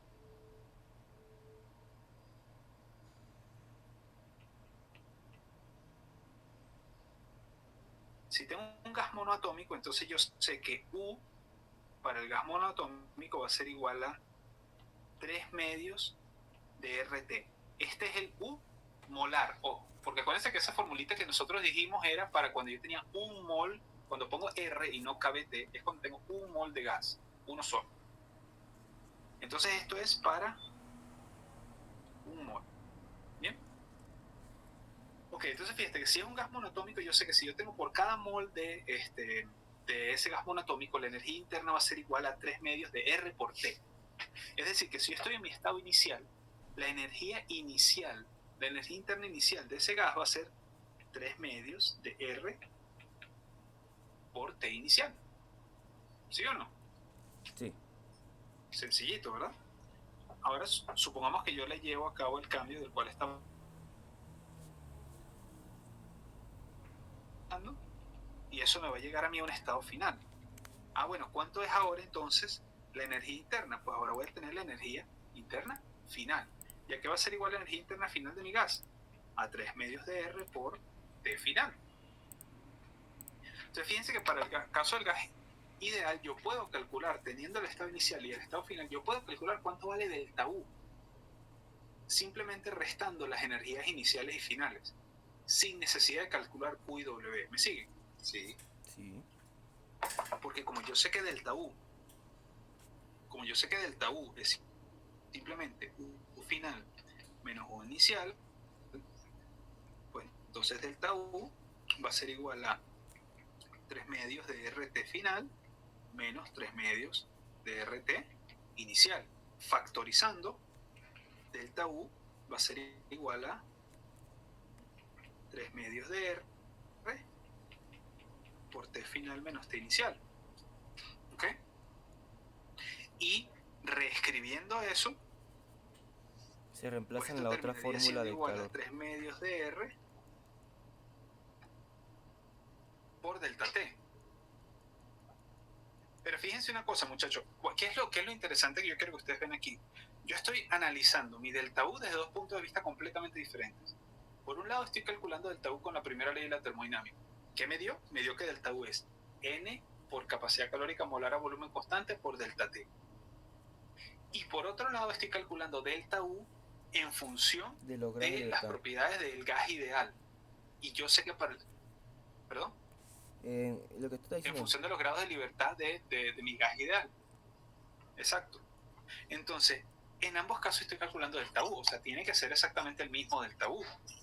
Es decir, que yo puedo ahora decir, voy a pasar a la siguiente página, yo puedo ahora decir que, como yo sé que delta U es el mismo para ambos casos, yo puedo decir que 3 medios de R por delta T. Ojo, bueno, ya voy a regresar un poquito aquí atrás. Aquí a la lámina anterior, un segundo. Un detalle aquí importante que tengo que mencionar. Como les dije, esto que está aquí es para un mol, ¿no? Dijimos que aquí era para un mol. Si yo en vez de un mol tuviera 3 moles, ¿qué tendría que hacer para calcular la energía interna? Utilizar, en vez de poner 3 medios, colocar 6 medios. Bueno, no sería 6 porque sería del triple. Sí, pero se Sería entendió la 9 en todo idea que caso. él quiere proponer, porque se multiplicaría por la cantidad de moles que habría cada grado de libertad entre las partículas. O sea, como la energía interna es igual a, en este caso, 3 medios de RT por cada mol, si yo tuviera 2 moles, pues entonces la energía interna sería simplemente el doble. Sí. Y si tuviera 3 moles sería el triple. Y si tuviera n moles sería n multiplicado por 3 medios de RT. Entonces el punto al cual quería llegar era ese, a que como esto es la energía interna molar, yo le voy a poner una m chiquita aquí porque es por cada mol. Entonces ese delta U que estoy calculando ahí sería un delta U molar. ¿Okay? ¿Y por qué es un delta U molar? Pues porque lo estoy calculando a partir de energías internas que son molares, que son por cada mol. Cuando digo molar, quiero decir que es por cada mol. Ahora, si yo no tengo la cantidad molar... Entonces, aunque sean 3 moles, ¿cómo haríamos? Me perdí un multiplicaríamos segundo. simplemente por 3. No te preocupes. Si tuviéramos 3 moles en vez de 1, simplemente multiplicamos por 3. O si tuviéramos n moles... por 3 toda la ecuación, por así decirlo. Toda la expresión, exactamente. Oh, chévere. Entonces, por ejemplo, si yo digo que delta U molar es 3 medios de R de 3. Vaya. Si yo digo que delta U molar es 3 medios de R por delta T, entonces el delta U normal, el que no es molar, sino el delta U normal sin la M de molar, va a ser igual a 3 medios de R por delta T, todo eso multiplicado por el número de moles. Es decir, eso multiplicado por el número de moles, donde esto que está aquí es el número de moles. ¿Está bien? Perfecto. Entonces ahora sí podemos hacer la comparación, porque el punto es que en la lámina anterior nosotros calculamos delta U con la primera ley, pero ese era el delta U normal. Y esto que estábamos haciendo aquí abajo era calcular el delta U molar, pero para poder decir que los dos son iguales, pues no puedo decir que el delta U sea igual al delta U molar. Entonces bueno, entonces ahora al punto importante, que es como la gran conclusión. Yo calculé delta U de las dos maneras, así que el primer delta U tiene que ser igual al segundo delta U. Sí. Bien. Así que por un lado yo tengo que el número de moles por 3 medios de R delta T, que es el delta U para un sistema formado por un gas monoatómico ideal, va a ser igual a N por la capacidad calórica molar a volumen constante por delta T, que es la manera como calculamos delta U utilizando la primera ley de la termodinámica. Pero ambas expresiones tienen que ser exactamente iguales, porque estoy hablando simplemente de delta U. Y lo bonito de esto es que cuando yo hago esto, fíjense qué sucede aquí. El número de moles se cancela en ambos lados. El delta T se cancela en ambos lados. ¿Y qué me queda? Me queda que 3 medios de R es igual a la capacidad calórica molar a volumen constante. O, lo que es lo mismo, la capacidad calórica molar a volumen constante es igual a 3 medios de R. Ojo, esto es para un gas monoatómico ideal. ¿Se dan cuenta, muchachos? Esto es muy, muy, muy importante. Porque resulta que nosotros necesitamos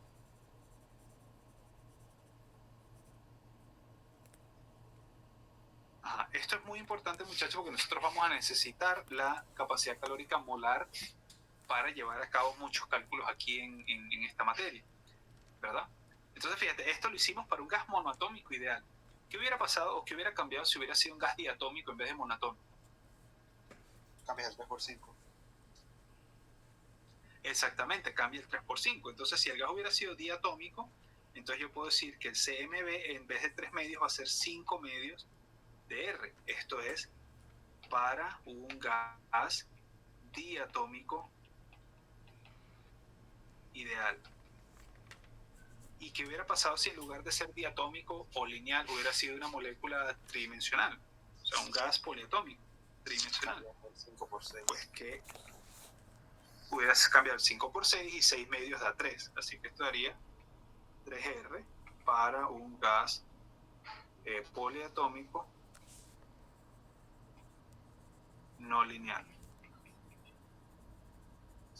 Entonces, muchachos, simplemente cuando nosotros estamos trabajando en un sistema y estamos calculando Q, delta E, W y todo este poco de cosas para el sistema, y yo necesite CB, ahí dice CMB, pero la capacidad calórica molar a volumen constante, ustedes van a ver que muchas veces le voy a decir simplemente CB.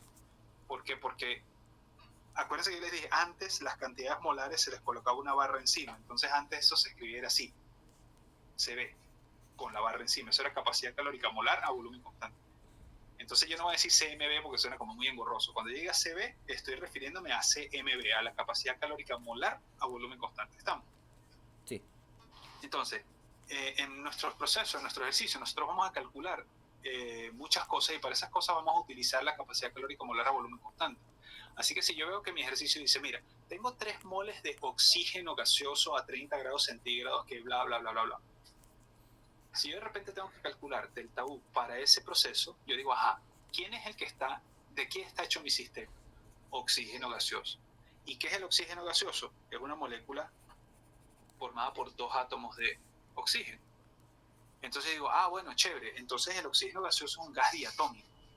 Y si es un gas diatómico, entonces yo asumo que es un gas ideal, y eso sí es algo que nosotros vamos a hacer, siempre vamos a trabajar con sistemas donde asumimos que los gases se comportan como gases ideales. Y ustedes dirán, no, pero profe, que eso es ideal, eso no existe, en la realidad no son así. Perfectamente cierto, pero primero que nada, los sistemas reales son muy complejos y nosotros no vamos a trabajar en esta materia con sistemas reales porque las ecuaciones se vuelven muy feas, y lo que me importa es que ustedes, se escapa del alcance de la materia. ¿Bien? Entonces siempre vamos a asumir que son gases ideales, pero al yo ver que es oxígeno, yo digo, mira, eso es oxígeno, tiene 2 átomos, así que es un gas diatómico. Entonces si es oxígeno, yo sé que esto va a tener un valor de Cb de 5 medios de R, solo por el hecho de ser oxígeno. Yo les pongo otro ejercicio, no, yo tengo un cilindro donde yo introduzco 10 gramos de vapor de agua. Y me dice, vapor de agua, es vapor, así que es un gas, es agua, así que es H2O. Y la molécula de agua yo sé que tiene una fórmula así como de, una geometría angular, no es lineal. Bueno, si es una molécula no lineal, entonces yo sé que su Cb vale 3R. Así que cuando yo en la fórmula vaya a utilizar Cb, pues yo sé que tengo que meter 3R. ¿Sí me sigue? Sí. Si yo les digo que el ejercicio utiliza helio, neón, argón, criptón, cualquiera de los gases nobles, bueno, entonces en ese caso son gases monoatómicos, así que es 3 medios de R. Y así sucesivamente, muchachos. ¿Ok? Profe, yo recuerdo que en una de las clases del semestre pasado usted puso un ejemplo de que bajo ciertas condiciones hay algunos elementos cuando se trabajan en un proceso que bajo ciertas condiciones se pueden llegar a comportar similar a un gas ideal. Eso es correcto, eso está muy bien. Sí, nosotros siempre vamos a asumir, digamos, de facto, por así decirlo, vamos a asumir a priori que el sistema se va a comportar como un gas ideal. Pero sí, hay sistemas reales que a pesar de ser reales, su comportamiento es muy similar al comportamiento de un gas ideal en condiciones reales. Por ejemplo, fíjate, ¿qué es lo que es un gas ideal? Un gas ideal es un gas que sus partículas son puntuales, es decir, no tienen tamaño, y sus partículas no interactúan entre sí. Esas son las dos cosas importantes y tienen masa. Entonces son partículas puntuales que tienen masa y no interactúan entre sí. Entonces, en un sistema real obviamente eso no sucede. Los átomos tienen un tamaño. Y nosotros vimos la broma de radios atómicos, ¿no? O sea, ellos tienen un tamaño, o sea que no son partículas puntuales. Y los átomos sí interactúan entre sí porque están formados por cargas eléctricas. Las cargas eléctricas se atraen o se repelan y eso sucede en todo el espacio. ¿Bien?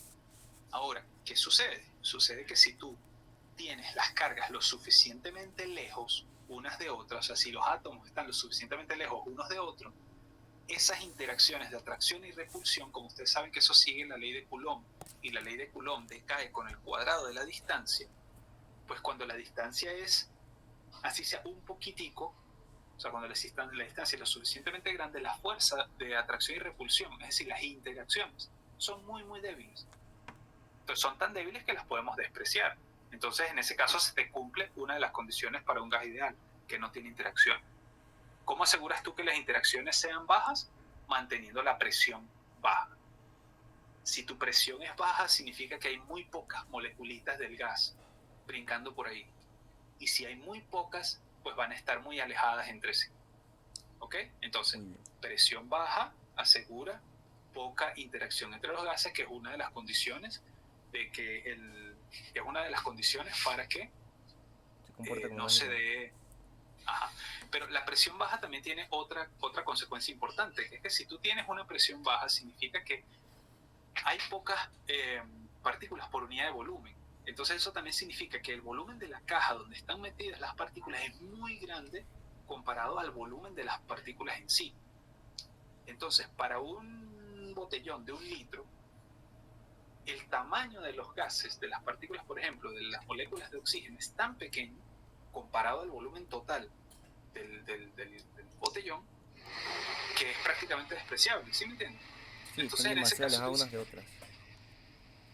no solo que están muy alejadas unas de otras, sino que son muy pequeñas comparadas al tamaño del espacio que tienen disponible. ¿Sí me sigo? Sí, entonces ese tipo de Entonces, partículas se moverán de un lado para otro y pues porque son pequeñas y tienen mucho espacio, es muy poco probable que interactúen entre ellas. exacto. Y la otra condición, y esas ambas condiciones se cumplen cuando la presión es baja, porque cuando la presión es baja, la concentración de partículas es muy pequeña y al ser muy pequeña la concentración entre las partículas, entonces el espacio que ocupan las partículas comparado al espacio que tienen disponible es muy pequeño y podemos decir, mire, esos son prácticamente partículas puntuales. Y la otra condición que tú necesitas es una manera de asegurar que incluso si las moleculitas se llegan a encontrar en el espacio, que su interacción va a ser muy leve. Y la manera de hacer eso es garantizar que cuando se encuentran en el espacio vayan muy rápido unas de otras, unas con respecto a otras, o sea que ni siquiera se ven. Y la manera de garantizar que vayan rápido es como Calentando, o bueno, incrementando la temperatura. con la temperatura alta. Entonces, muy bien, Fernando. Entonces, fíjate, ¿qué significa eso? Significa que un gas real que tú mantengas a alta temperatura, pero baja presión, se va a comportar de manera muy similar a un gas ideal. Entonces, ese es el punto. Entonces, a pesar de que nosotros estamos trabajando con sistemas ideales, sí hay condiciones en las cuales todas estas ecuaciones que vamos a aprender aquí se van a aplicar a los sistemas reales. Y una de esas condiciones es gases que estén a alta temperatura y baja presión.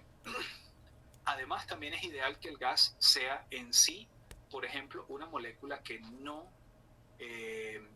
presente interacciones fuertes de tipo intermoleculares. Ustedes en química general tuvieron que haber visto, o en química 11, ustedes tuvieron que haber visto interacciones intermoleculares, por ejemplo, interacciones dipolo-dipolo, interacciones de Van der Waals y todo ese tipo de distintas interacciones entre moléculas. Y una manera y ustedes seguramente vieron que el agua, por ejemplo, tiene moléculas muy pequeñas, pero está en estado líquido, ya que las moléculas de agua entre sí se unen con mucha fuerza, interactúan muy fuertemente gracias a que es una molécula polar y gracias a los puentes de hidrógeno. Entonces las moléculas polares, cuando tú tienes un gas que está formado por moléculas muy polares, eso es como tener un gas formado por un viaje de imanes volando por ahí, ¿no? Entonces esos imanes se pueden atraer mucho entre sí y pueden desviar el comportamiento del comportamiento ideal. En cambio, si tú tienes un gas formado, por ejemplo, por partículas puntuales de un gas noble, ustedes saben que los gases nobles, pues esos tipos no interactúan con nadie, entonces ese se va a comportar muy bien como un gas ideal. Lo mismo para moléculas como el dióxido de carbono, que son moléculas que a pesar de ser moléculas poliatómicas, son moléculas completamente apolares y son moléculas además muy pequeñas. Entonces las interacciones dipolo-dipolo son muy leves, muy débiles, y las interacciones de Van der Waals también son muy débiles porque son moléculas muy pequeñas. Entonces todos esos casos pueden ayudar a que el gas se comporte de manera ideal. Ok, bueno, muy bien muchachos. Entonces ya vimos cómo se calcularía para el proceso isocórico el calor y el trabajo y delta U para un proceso isocórico, y además llegamos a una conclusión muy importante muchachos, que es la siguiente. Fíjense que vamos a llegar a la conclusión de que delta U es igual a N por CBB por delta T para un proceso isocórico. Eso fue lo que llegamos, ¿verdad? Sí. Ahora, habíamos dicho que la energía interna era una función de estado, ¿sí o no? Sí. Una función ¿Y que qué significa depende ahora? del estado en el que se encuentre el elemento en que estemos estudiando, pero no depende de cómo se llegó a ese estado. Ajá. ¿Y qué significa eso en términos de delta U para un proceso? Que si yo empiezo en un estado inicial y termino en un estado final, delta U siempre va a ser el mismo, sin importar cómo sea el proceso para llegar del estado inicial al estado final, ¿sí o no? Sí. Eso es lo que significa que usa una función de estado. Ahora, vamos a hacer aquí una trampita. Esto lo hicimos, o sea, esta fórmula que sacamos aquí para delta U la hicimos para el proceso isocórico. ¿Bien? O sea, para un proceso en el cual el volumen permanece constante, y llegamos a esta expresión. Pero resulta que delta U no depende de que el proceso sea isocórico, porque U es una función de estado, así que U no depende de cómo tú llegas del estado inicial a este estado final. Así que si delta U era igual a esto para un proceso isocórico, delta U tiene que ser igual a eso para cualquier proceso. ¿Me entiendes? Ok. Entonces resulta que N por CB por delta T no solamente aplica para procesos isocóricos, resulta que aplica para cualquier otro proceso que nosotros podamos imaginarnos. ¿Sí me sigue? Sí, ¿Por por qué? eso quería mostrarnos el ejemplo con el volumen constante, en este caso. Exactamente, es por eso que yo quería empezar justamente con el proceso a volumen constante, porque resulta que al llegar a la conclusión para el proceso isocórico de que delta U es igual a NCB delta T, entonces llegamos a la conclusión de que delta U siempre es igual a N por CB por delta T, sin importar qué tipo de proceso sea. Es decir, que esta fórmula la vamos a utilizar siempre. ¿Bien? Ok. Ahora, de la misma manera, muchachos, nosotros podemos hacer el siguiente razonamiento. Por ahora vamos a dejar hasta el proceso isocórico. Ahora vamos a saltar rapidito a un proceso isobárico. ¿Ok? Para un proceso isobárico es un proceso en el cual la presión permanece constante. ¿Estamos? Ok. Ok. Entonces, para un proceso isocórico y para cualquier proceso, nosotros ya sabemos que delta U va a ser N por CB por delta T. Fíjate que independientemente de que sea isocórico o isobárico, delta U sigue siendo lo mismo. El trabajo, nosotros dijimos que el trabajo era menos P externa por delta B. Bien, hasta ahí no hemos cambiado nada. La diferencia es que ahora en un proceso isobárico, como permanece constante la presión y permanece constante P inicial es igual a P final porque es isobárico y sigue siendo N inicial igual a N final constante porque es un proceso en un sistema cerrado. Resulta que si tú haces un cambio y mantienes la presión constante, pues obligatoriamente tiene que cambiar el volumen y la temperatura. Así que aquí va a haber un cambio en el volumen. Entonces yo voy a tener un volumen inicial y voy a tener un volumen final, es decir que en este caso delta B no es cero, como en el proceso isocórico. ¿Sí? Entonces fíjate, ya tengo delta U, ya tengo W y yo puedo hacer aquí dos cosas.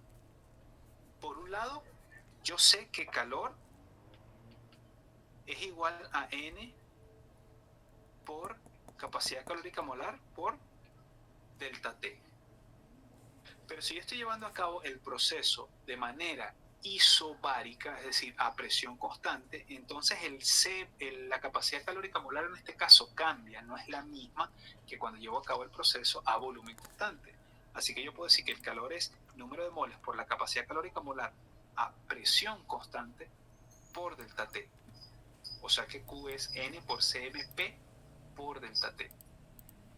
¿Ok? Pero además yo sé que Q y W están relacionados con delta U por medio de la primera ley. Yo sé que delta U tiene que ser igual a Q más W. Es decir, yo sé que N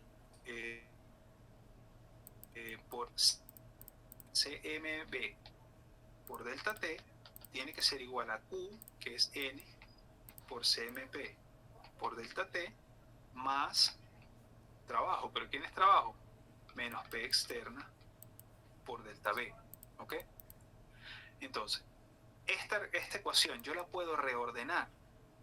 Fíjate, yo puedo llevar a cabo mi proceso de manera tal, como el proceso es a presión constante, yo puedo llevar a cabo un proceso en el cual la presión interna del gas sea igual en todo momento a la presión externa del gas, de tal manera que la expansión de ese gas en ese pistón sea únicamente consecuencia del calor que está entrando y el aumento de temperatura que está haciendo que se expanda el gas, pero no dependa de la presión que está afuera. Entonces, si yo digo que esta presión externa en todo momento es igual a P, que es la presión del gas, entonces esto se me convierte en N CMP delta T menos P por delta B, ¿ok? Ahora, ¿a qué es igual delta B?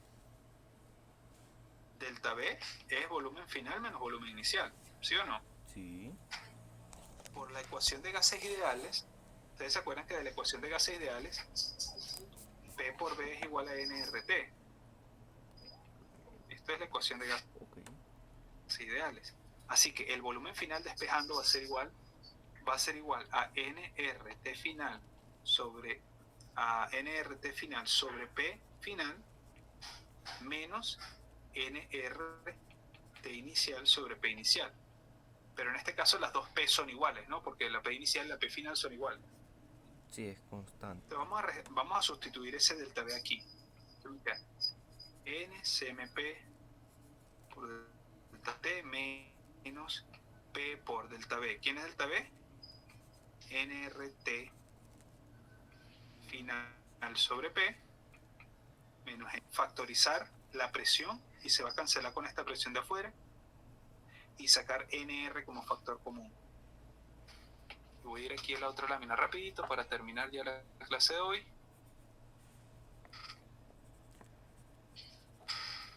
Y vamos a llegar entonces a que en la derecha teníamos N CMB por delta T y en la izquierda teníamos N CMP delta T menos NR por T final menos T inicial, es decir, NR por delta T.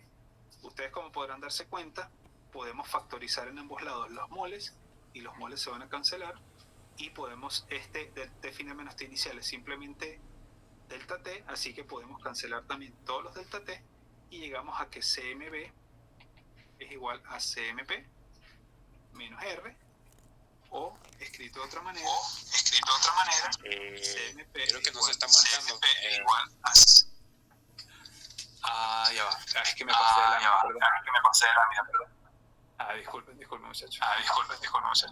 Ahí cancelamos los moles en ambos lados, calculamos los delta T en ambos lados y llegamos a esta expresión que reordenada termina siendo que CP es igual a CB más R.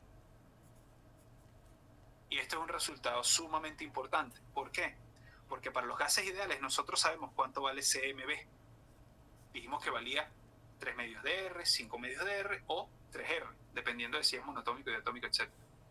Ahora tenemos CP, que es simplemente sumarle R a cada uno de ellos. ¿Está bien? Entonces, bueno, muchachos, por hoy vamos a dejar la clase hasta aquí. Ya son 10 para las 9. Yo sé que por lo menos había alguna persona que tenía laboratorio a las 9 en la facultad. Vamos a dejar esto hasta aquí. Entonces, el próximo lunes nos vamos a ver en la facultad con el favor de Dios. Y allá yo resuelvo el fin de semana lo de la gasolina para poder subir el lunes. Entonces, bueno, nos vemos el lunes y vamos a caerle entonces a los ejercicios. Hoy no hay chance de hacer ningún ejercicio, pero sí cubrimos bastante de las cosas que quería cubrir esta clase. Sí, para ver cómo funcionan los procesos con partes constantes de isobárico y isocórico.